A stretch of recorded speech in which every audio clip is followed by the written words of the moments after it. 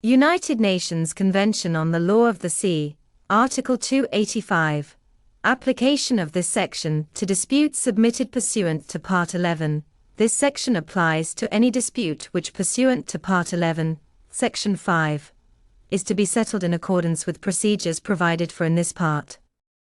If an entity other than a state party is a party to such a dispute, this section applies mutatis mutandis.